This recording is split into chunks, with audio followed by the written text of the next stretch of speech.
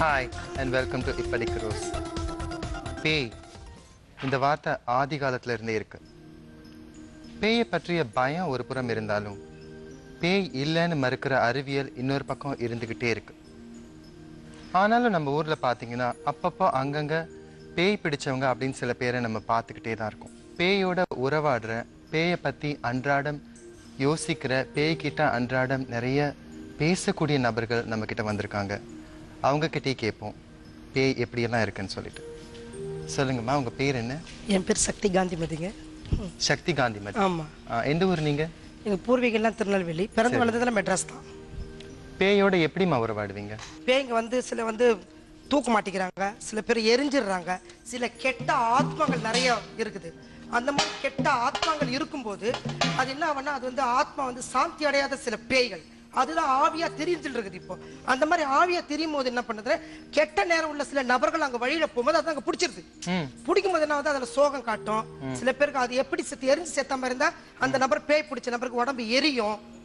இப்ப தூக்க மாட்டி செத்த மாதிரி இருந்தா அந்த மாதிரி இருக்கும். இந்த மாதிரி எல்லாம் பலவிதம் இருக்கும்போது அந்த எந்த மாதிரி ஆவி இறந்ததோ அந்த உணர்வுகளும் அது எப்படி சம்பந்தப்பட்டது உடல்ல ஐக்கியமா இருக்குதோ அந்த எஃபெக்ட் ஃபுல்லா அந்த ஒரு நபர் மேல அது காட்டும். தூக்க மாட்டீங்கன்னா நான் தூக்க மாட்டீங்கன்னா இந்த இடத்துல மாட்டீங்கன்னா இவன் லவ் பண்ணா இவன் அந்த மாதிரி இறந்து. இல்ல நீங்க பேயோட எப்படி நீங்க உறவாடுறீங்க அப்படின்னு செஞ்சு காட்டுங்க. நான் காட்டுறேன் உங்களுக்கு. முதல்ல காட்டுங்க கொடுத்துட்டு அப்புறம் நீங்க தான் இந்த விளக்கத்தை நம்ம அப்புறம் தெரிஞ்சுக்கலாம். நீங்க முதல்ல செஞ்சு காட்டுங்க.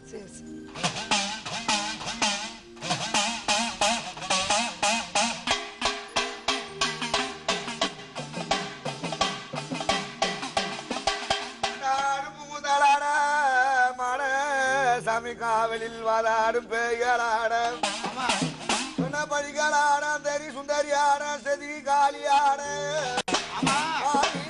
பரமரையான பரமருள் தன்னாட பரிவட்ட சூழ வருவார்.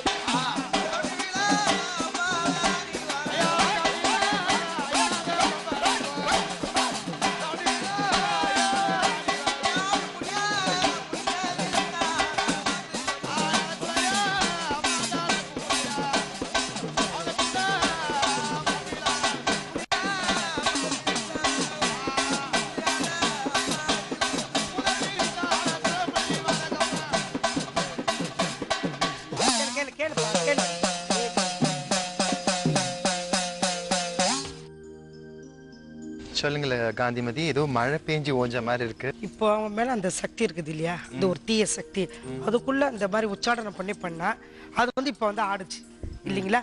இந்த மாதிரி பண்ணும்போது அது உற்சாகத்துக்கு இந்த மாதிரி விபதி தூவணும், அந்த மாதிரி ஒரு கனி கொடுக்கணும். அப்போ ஒரு முதல் ஸ்டெப் அது சாந்தி பண்றது. இல்ல இதுக்கு இசைவாதியம் எதுக்கு? கண்டிப்பா இசைவாதியம் இருந்தா நிஜமாவே இந்த இசைவாதியம் இருந்தா அதுக்கு ஒரு சந்தோஷம், அந்த ஒரு தீய சக்தி ஒரு சந்தோஷம் கிடைக்கும். இப்ப சிலது அமைதியாவும் இருக்கிறது உண்டு. இந்த அமைதியா இருக்கிறதுக்கு நம்மள அதுக்கேத்த மாதிரி ஒரு படையல் போட்டு அதுக்கு என்னென்ன தேவையோ அப்படி கொடுத்தாலும் கூட இந்த உடுக்குமப்பை கொடுக்கிற இந்த ஒரு தெய்வீக சக்தி அமைதியா இருக்கிற பேய், ஆக்ரோஷமா ஆமா அமைதியான பேய், ஆக்ரோஷ பேய் நிறைய பாத்துக்கிறதுனால தான் ஆக்ரோஷமான பேய். எத்தனை பேய் நீங்க பாத்திருக்கீங்க? நிறைய பாத்துருக்காங்க. நம்ம எப்படி எண்ணி சொல்ல முடியும்? இல்ல எவ்வளவு வகையான பேய்கள் இருக்கும் சொல்லுங்க. வகையான இந்த சொல்றாரு கிட்ட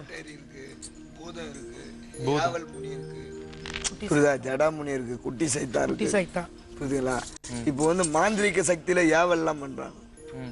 நீங்க ஒவ்வொன்னா சொன்னீங்க, ஒவ்வொன்னும் எப்படி இருக்குன்னு எங்களுக்கு சொல்ல முடியுங்களா? நாங்க எப்படி இருக்கோம்னா நிஜ ரூபத்துல காமிக்கிறது எப்படி ஆண்டாங்களோ அந்த மாதிரி ஒன்னொன்னு ஒரு ரூபத்தை காட்டும். இப்ப அந்த மாதிரி வரவங்கள பேய், அந்த மாதிரி பேய் பிடிச்சிருக்குன்னு சொல்லி வரவங்கள உங்களுக்கு தெரியும் உங்களுக்கு பேய் பிடிச்சிருக்கு இல்லன்னு.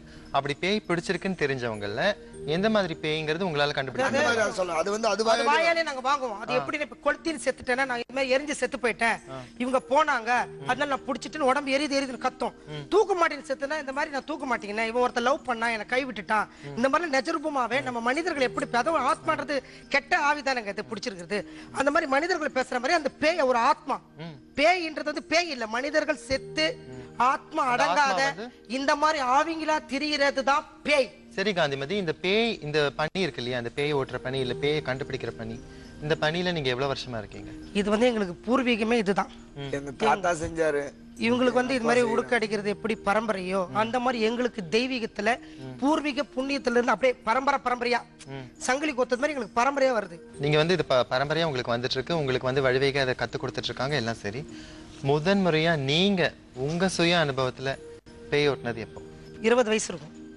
அப்பதான் நான் ஓட்டிட்டு இருக்கிறேன். என்ன என்ன பண்ணீங்க? கொஞ்சம் அந்த முதல் அனுபவத்தை நீங்க கொஞ்சம் முதல் அனுபவத்துல வந்து ஒரு பையன் வந்து நந்தகோபால்னு ஒரு பையன் இருக்கிறான். இந்த மாதிரி 9 பேய் வந்து அவன் மேல பிடிச்சிருக்குது. தன் தாய் கூட அவனுக்கு தெரியாம தகாத உறவு கொள்ள போயிருக்கிறான். அவன் பேர் நந்தகோபால். தகாத உறவு கொள்ளும் போது அப்படி வந்து அவனுக்கு வந்து நாங்க ஓட்டும் போது அவன் வந்து இந்த மாதிரி நாங்க 5-7 வயசுல நம்ம இந்த பையன் மேல இருக்கிறேன் அப்படின்னு சொல்லி ரொம்ப ஹைட்டால எகிரி குதிப்பான். பேய் ஓட்டுறதுனா நீங்க என்ன பண்ணீங்க அப்போ? பேய் ஓட்ட இந்த மாதிரி அவனுக்கு உட்கார வச்சு விரதம் கொடுத்து அது